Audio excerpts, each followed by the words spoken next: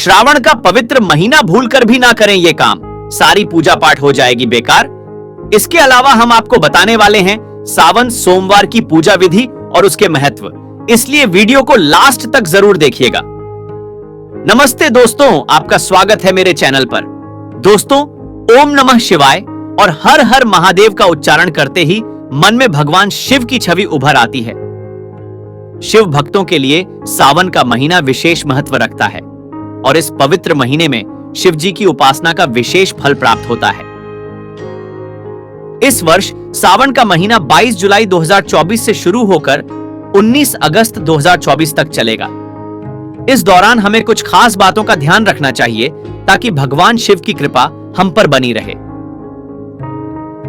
आज हम उन्हीं बातों पर विस्तार से चर्चा करेंगे जो सावन के महीने में ध्यान देने योग्य हैं और जिनका पालन करके आप शिव जी की कृपा प्राप्त कर सकते हैं। आगे बढ़ने से पहले दोस्तों, हमारा निवेदन है कि आप इस वीडियो को अंत तक ध्यान से देखें और इसमें दी गई जानकारी को अपने परिवार के लिए भी साझा करें। यदि आप चाहते हैं कि भोलेनाथ जी की कृपा हमेशा आप और आपके परिवार पर बनी रहे तो इस वीडियो को लाइक अवश्य करें। साथ ही हमारे चैनल को सब्सक्राइब करना ना भूलें।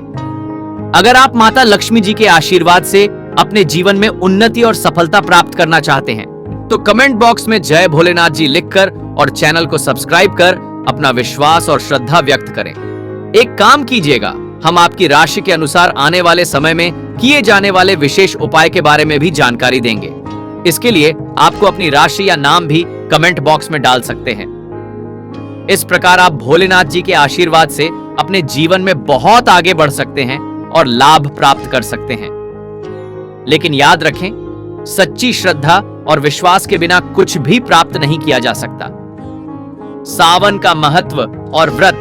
सावन का महीना भगवान शिव की आराधना का प्रमुख समय होता है।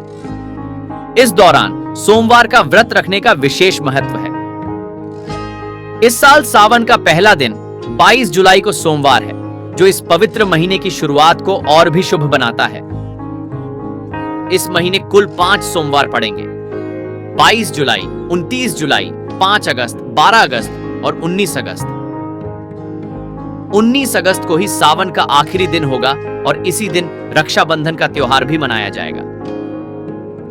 सावन सोमवार का व्रत रखने का विशेष महत्व है। इस व्रत को विधि विधान से करने से भगवान शिव की कृपा प्राप्त होती है। व्रत के दिन सुबह स्नान करके शिवलिंग पर जल, दूध, बेलपत्र और फूल चढ़ाएं। दिन भर उपवास रखें और शाम को शिव पुराण का पाठ करें। अगले दिन पूजा के पश्चात व्रत का पारण करें। सावन का महीना हिंदू धर्म में अत्यधिक पवित्र माना जाता है और इस दौरान भगवान शिव की विशेष पूजा अर्चना की जाती है। ऐसा माना जाता है कि इस महीने में शिव भगवान की उपासना करने से विशेष फल की प्राप्ति होती है और भोलेनाथ की कृपा से सभी मनोकामनाएं पूरी होती हैं। परंतु इस पवित्र महीने में शिवलिंग की पूजा करते समय कुछ विशेष सावधानियों का ध्यान रखना अत्यंत आवश्यक है। अगर पूजा में किसी प्रकार की अशुद्धता या अनुचित वस्त्र का उपयोग किया जाता है तो इससे भगवान शिव नाराज हो सकते हैं और उनके आशीर्वाद से वंचित रह सकते हैं। आइए जानते हैं कि सावन के महीने में शिवलिंग की पूजा करते समय कौन कौन सी चीजें शिवलिंग को नहीं चढ़ानी चाहिए और किन किन बातों का विशेष ध्यान रखना चाहिए। चप्पल। पूजा स्थल में चप्पल ले जाना या पहनकर प्रवेश करना पूर्णतः वर्जित माना गया है। ऐसा कहा जाता है कि शिवलिंग के पास चप्पल पहनकर जाने से भगवान शिव रुष्ट हो जाते हैं। जब हम अपने कमरे में किसी को चप्पल पहनकर आते देखते हैं तो हमें कितना क्रोध आता है। इसी प्रकार भगवान शिव भी चप्पल के साथ पूजा स्थल पर प्रवेश करने से अप्रसन्न होते हैं। इसलिए मंदिर में नंगे पांव ही प्रवेश करना चाहिए, क्योंकि चप्पल को अशुद्ध माना जाता है और इससे पवित्रता भंग होती है। गंदे कपड़े। शिवलिंग की पूजा करते समय सदैव स्वच्छ और साफ सुथरे वस्त्र पहनने चाहिए। गंदे कपड़े पहनकर पूजा करना भगवान शिव का अपमान करने जैसा है। जब हम किसी महत्वपूर्ण अवसर पर अच्छे कपड़े पहनते हैं तो यह हमारी श्रद्धा और सम्मान को दर्शाता है।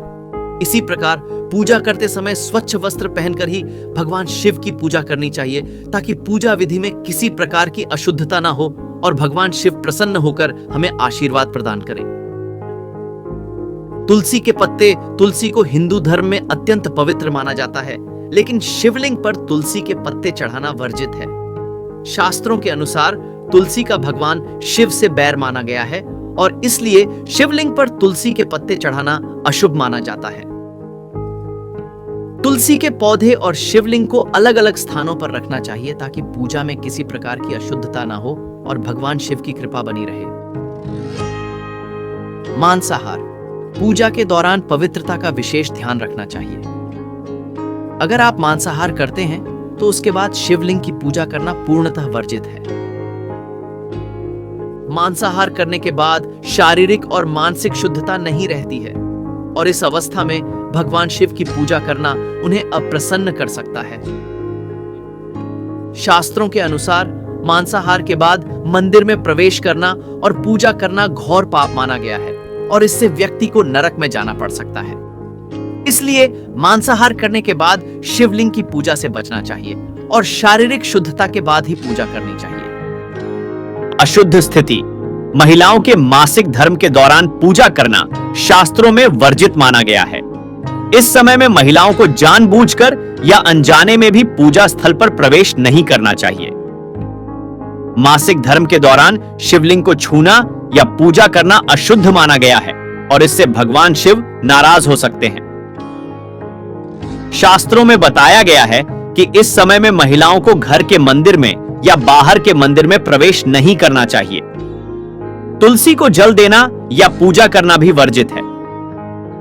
इस समय में पूजा करना अशुद्धता को दर्शाता है और इससे देव शक्तियां नाराज हो सकती हैं, जिससे घर में कंगाली, गरीबी और लड़ाई झगड़े हो सकते हैं। अन्य महत्वपूर्ण बातें। पूजा के दौरान शुद्धता और पवित्रता का विशेष ध्यान रखना चाहिए। यदि कोई व्यक्ति शारीरिक रूप से अशुद्ध है, जैसे कि उसने मांसाहार किया है या स्त्री प्रसंग किया है, तो उसे मंदिर के आसपास भी नहीं जाना चाहिए। घर के मंदिर में कोई कपड़ा डालकर पूजा स्थल को ढक देना चाहिए ताकि अशुद्धता न फैले। इसी प्रकार पूजा करते समय शारीरिक और मानसिक शुद्धता का ध्यान रखना चाहिए और पवित्र मन से भगवान शिव की उपासना करनी चाहिए। सावन का महीना भगवान शिव की पूजा के लिए सबसे उत्तम समय माना जाता है और इस दौरान भक्तगण विशेष रूप से शिवलिंग की पूजा करते हैं। अगर पूजा विधि सही तरीके से और पवित्रता के साथ की जाए तो भगवान शिव प्रसन्न होकर अपनी कृपा बरसाते हैं और सभी मनोकामनाओं को पूर्ण करते हैं। इसलिए सावन के महीने में शिवलिंग की पूजा करते समय उपरोक्त बातों का विशेष ध्यान रखना चाहिए ताकि पूजा विधि में किसी प्रकार की अशुद्धता न हो और भगवान शिव का आशीर्वाद प्राप्त हो सके। तो आशा करता हूं कि आपको यह वीडियो पसंद आया होगा और अगर आप भी चाहते हैं कि आप पर भगवान की अपार कृपा हो तो इस चैनल को सब्सक्राइब कीजिए और लाइक, शेयर और कमेंट करना ना भूलें ताकि आपको मेरी आने वाली वीडियो की नोटिफिकेशन मिलती रहे। धन्यवाद।